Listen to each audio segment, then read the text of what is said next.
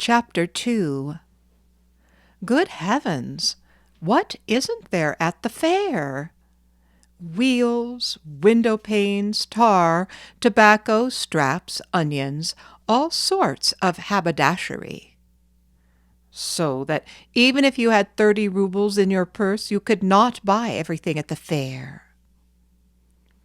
From a Little Russian comedy written by Gogol's father.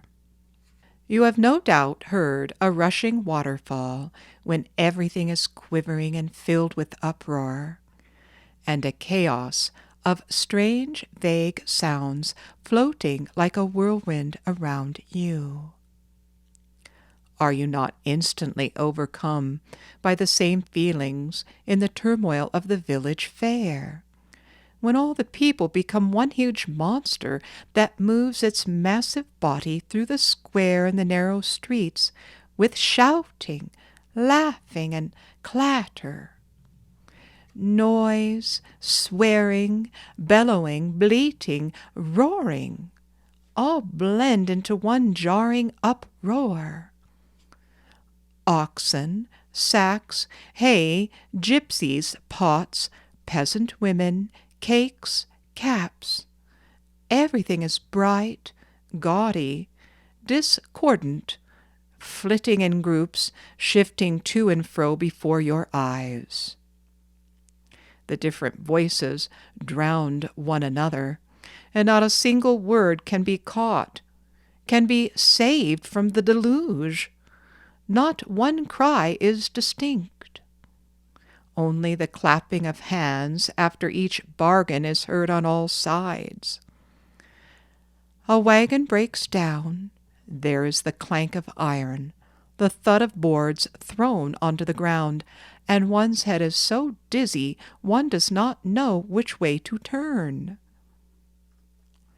The peasant, whose acquaintance we have already made, had been for some time elbowing his way through the crowd with his black-browed daughter.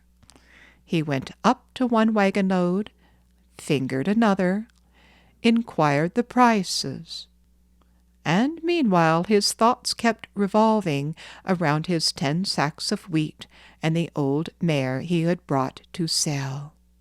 From his daughter's face it could be seen that she was not especially pleased to be wasting time by the wagons of flour and wheat. Oh, she longed to be where red ribbons, earrings, crosses made of copper and pewter, and coins were smartly displayed under linen awnings. But even where she was, she found many objects worthy of notice.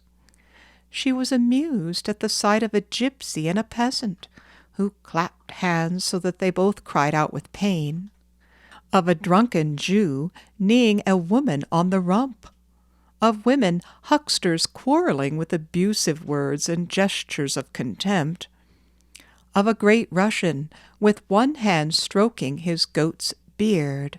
But at that moment she felt someone pull her by the embroidered sleeve of her blouse. She looked around, and the bright-eyed young man in the white jacket stood before her. She started, and her heart throbbed, as it had never done before at any joy or grief. It seemed strange and delightful, and she could not make out what had happened to her. "Don't be frightened, dear heart, don't be frightened," he said to her in a low voice, taking her hand. "I'll say nothing to hurt you."